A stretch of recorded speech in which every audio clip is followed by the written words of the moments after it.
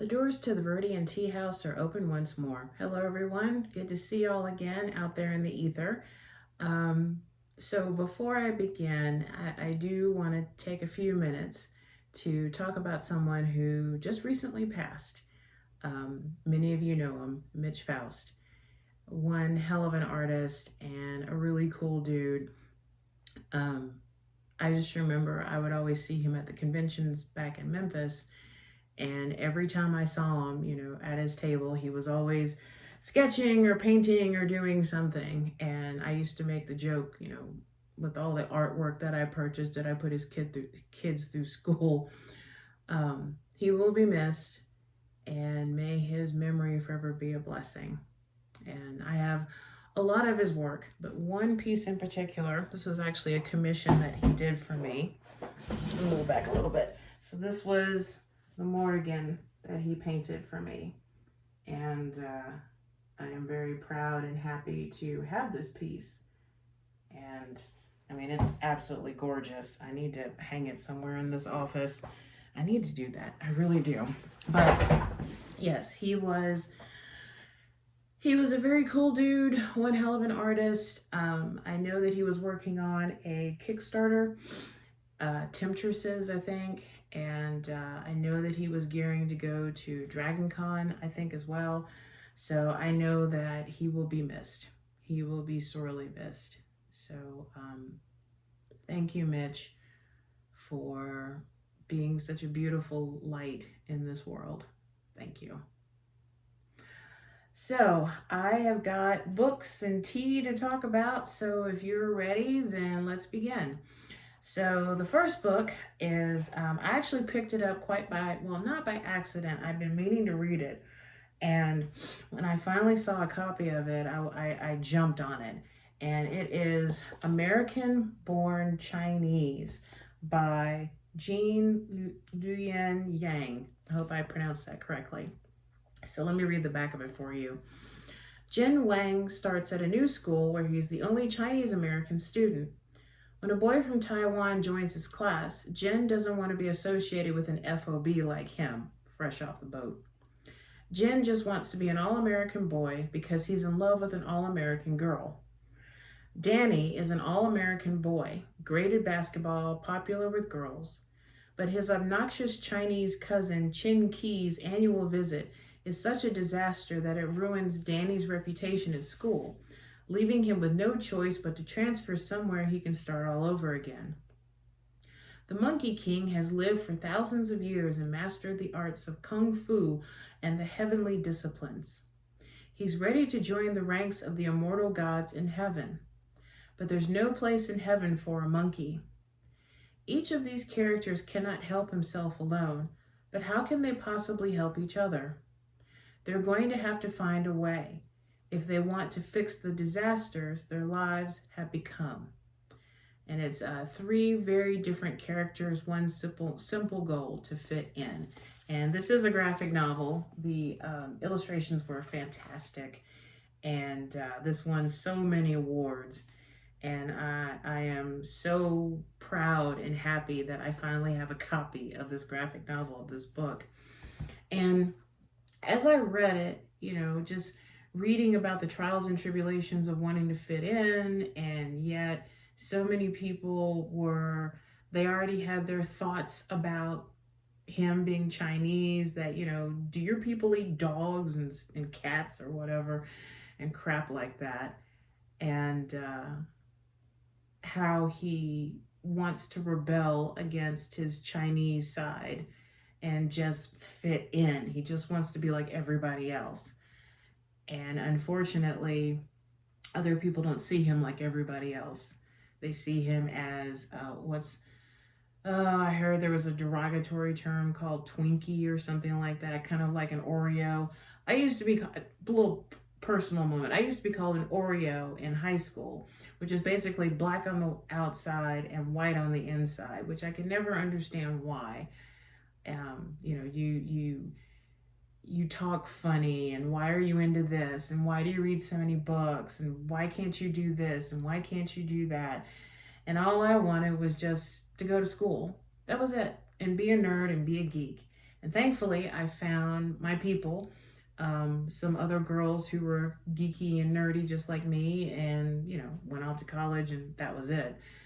So yeah, I kind of sort of resonated with this, and just the questions, like, again, do your people eat dogs? Like, I shook my head, because I know the Chinese food that I eat is American Chinese food, I guess, but to even think about, why would you, never mind. Anyway, it was heart-wrenching at times, and at the very end, all three characters do come together, and they all help each other to go beyond just fitting in, um, to make a place in the world for them, and to say, yes, I'm not going to change the parts of me that I am trying to ignore. I'm going to focus on those parts, the parts of me that are special, are unique. So I truly did enjoy American-born Chinese, and this does receive 5 pots of tea from Viridian Tea House. I truly, truly enjoyed this book, and like I said, it's heart-wrenching at times, and you just kind of shake your head. And thankfully, there are many people in the world who can change, or people who are good. And yeah, this was really a great graphic novel read. This really was, and I highly recommend it to anybody who likes a good story, and a story that makes you think, and a story of a different perspective, but it still resonates with you.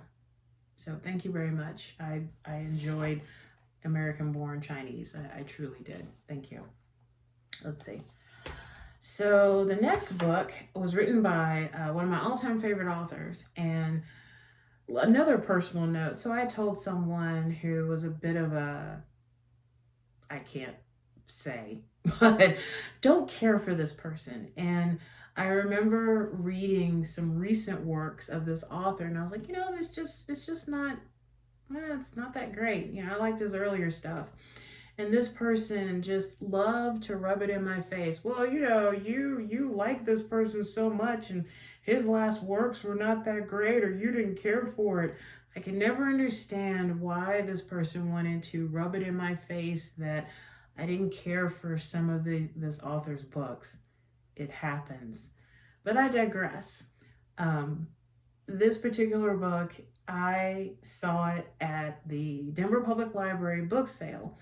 And I was like, okay, I have not read this, and I really would like to give it a shot. I read it, I think, in 1 sitting or 2 sittings, and loved it. The Cockroach by Ian McEwan. I love, love, love Ian McEwan's earlier works. His later works, I'm kind of like, kind of a hit and miss. But this really got me. This is very satirical, very black comedy. And let me just read the back of it for you. Excuse me. That morning, Jim Sams, clever but by no means profound, woke from uneasy dreams to find himself transformed into a gigantic creature. If you're into Kafka like I am, you're kind of like, oh, okay, this is familiar. Jim Sams has undergone a metamorphosis. In his previous life, he was ignored or loathed, but in his new incarnation, he is the most powerful man in Britain, and it is his mission to carry out the will of the people. Nothing must get in his way, not the opposition, nor the dissenters within his own party, not even the rules of parliamentary democracy. In this bitingly funny Kafkaesque satire, Ian McEwan engages with scabrous humor a very recognizable political world and turns it on its head. So I have to give away the plot. Basically, Jim Sams is a cockroach already, but then he wakes up and he finds himself in the body of the British Prime Minister. And so he acts like the British Prime Minister. And he realizes that the other members of his party are also cockroaches hiding in the body of humans. And from there, they learn what true power looks like. And that's all I'm going to say about it. But it was very satirical, kind of biting of Brexit, kind of biting of America too. There's a couple of characters where I was like, is he talking about? Yeah, he is. He is. Well done. Well done. But if you are into satirical black comedy writing, Ian McEwan's The Cockroach is the way to go. It truly is. And, you know, like I had said, his later works were kind of hit and miss with me. But this just made me, remember why I love Ian McEwan so much. And that one person that loved to, throw it in my face that I didn't care for his later work, who cares? Good for you. Anyway, I enjoyed it. Black comedy, satirical, dealing with England, dealing with America as well. And this receives 4 pots of tea from Viridian Tea House. Actually, I don't even know why I didn't give it a 5. It wasn't a perfect read. It wasn't like, oh my God, that was just amazing. I was like, wow, okay, I get it. So I get like my feelings about American-born Chinese, like I just immediately knew that was going to be a 5 pots of tea. But The Cockroach, I was pretty excited. And when I finished it, I was like, wow, that's quite an ending. Wow, we're kind of screwed. but I really did enjoy The Cockroach. This will take you maybe one afternoon or one night when you know you don't have to get up early the next day. But if you are into Kafka, if you're into black comedy, satirical works, sarcastic works, very British works, The Cockroach, Ian McEwan. Yes. And if by some chance Ian McEwan is watching this video, I'm just going to say this. I have admired you for years. I fell in love with your work. It was Amsterdam and the Cement Garden. Atonement took me 3 tries, but once I got into the groove, I fell in love with that book. I adore your works, truly. And you are one of the reasons why I am a novelist today. So thank you very much, Mr. McEwan, and thank you. Just please keep writing, please, but thank you. So on to the tea portion. Today's tea is not really a review, but this is one of my teas. This is Quantum Mechanics through my tea company, Viridian Tea Company. And so it is a white tea blended with lemongrass and spearmint. This is one of my more popular blends. People love to make it iced. They love to make it hot. I try to keep this one in stock as much as possible, but when you're dealing with like 40 to 50 blends, it's kind of hard to keep up with that. The story behind quantum mechanics is, yes, I'm very much a science nerd. I love quantum physics. I love studying it. I love talking about it with people. And what is it? One of my favorite t-shirts, which I have, it's I'm quite uncertain about quantum mechanics. And I remember I wore that once and somebody was like, I don't get it. And I said, actually, if you're a quantum physicist, this is one of the funniest things you've ever read in your life. Because, yeah, it's kind of like, how many quantum physicists does it take to screw in a light bulb? We don't know. And that's a really funny joke. But when I created it, I thought, how do you make a blend from quantum mechanics? And immediately I was like, oh, you make a white tea with spearmint and lemongrass. That's quantum mechanics right there. I really don't know how I did it. But this is one of my more popular blends. And this is the only bag I have in stock right now. I did make a lot, and Golden Farmers Market, which by the way, shout out to Golden Farmers Market. This past Saturday, y'all almost cleared me out. That was amazing. I loved it.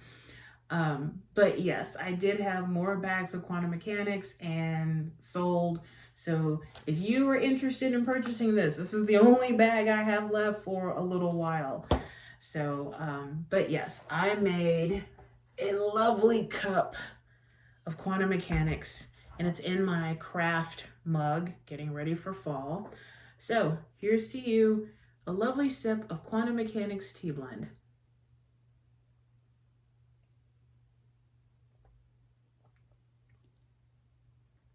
Yeah, there's that good mix of Baimudan white tea, the spearmint, which I'm a mint person. I love peppermint and spearmint. And the lemongrass kind of comes in the back, but this is a very refreshing tea blend, and it also cleanses your palate too. I did let this steep for 3 minutes and 33 seconds. I think I used just a little bit too much tea to steep, but I didn't mess it up.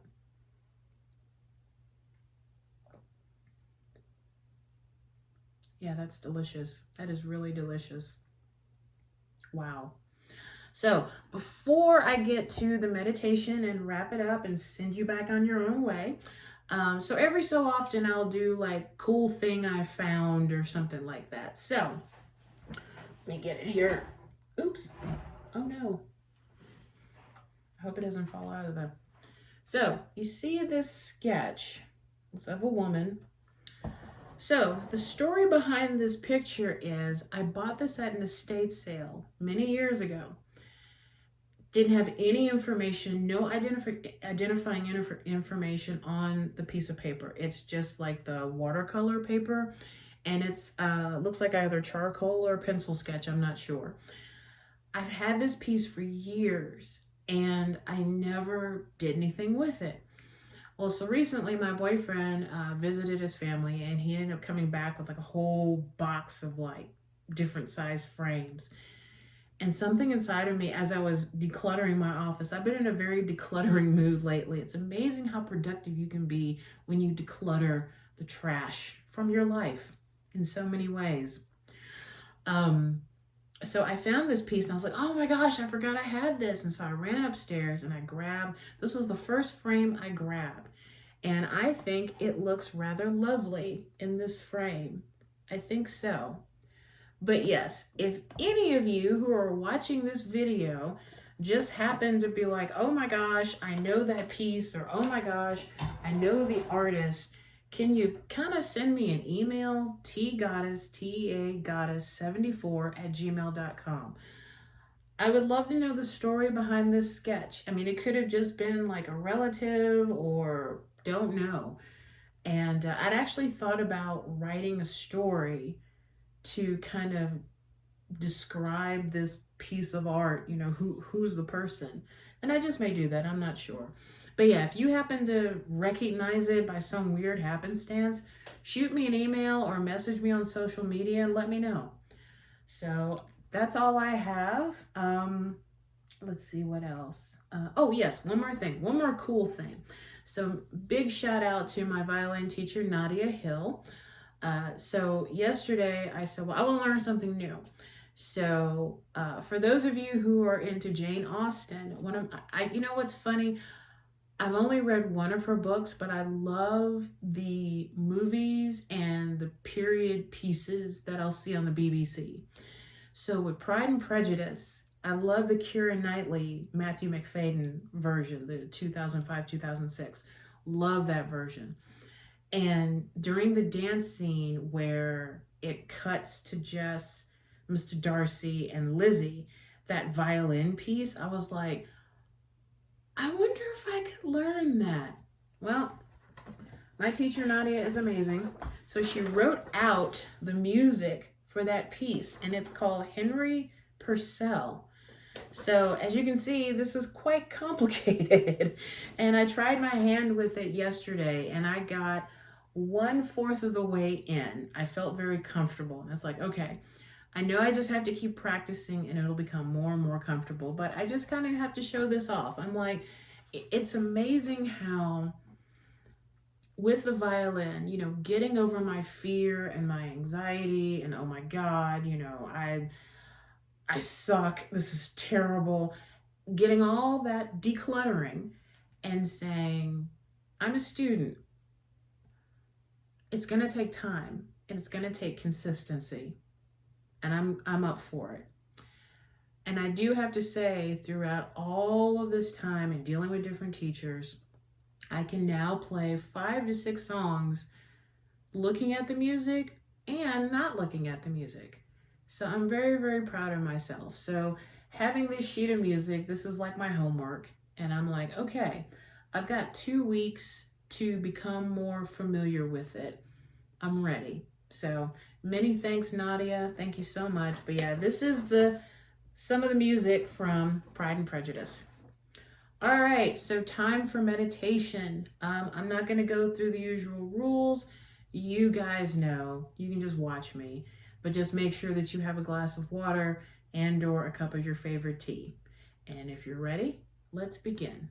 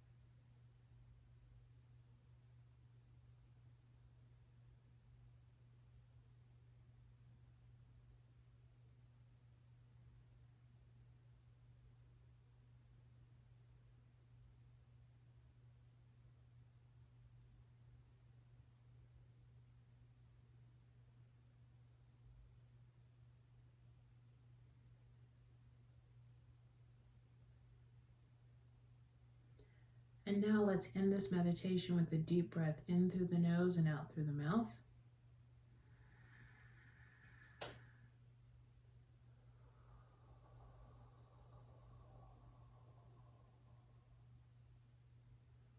Slowly open your eyes or allow your eyes to come back into focus. And now let's enjoy a sip of your water or your tea.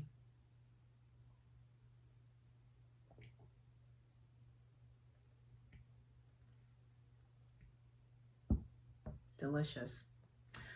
Well, that's all I have for today. Many thanks to Ian McEwan for the cockroach, Jean Luen Yang for American-born Chinese, to my wonderful teacher, Nadia Hill, to whoever sketched that woman, and to you guys for watching these silly, crazy videos. Thank you so much. I truly do appreciate it. But yeah, that's all I have. So as always, take care of yourself and each other. Raise your witchy tea mug high, and remember, to drink tea is to enjoy life. I will see y'all really soon. Bye for now. Rest in peace, Mitch.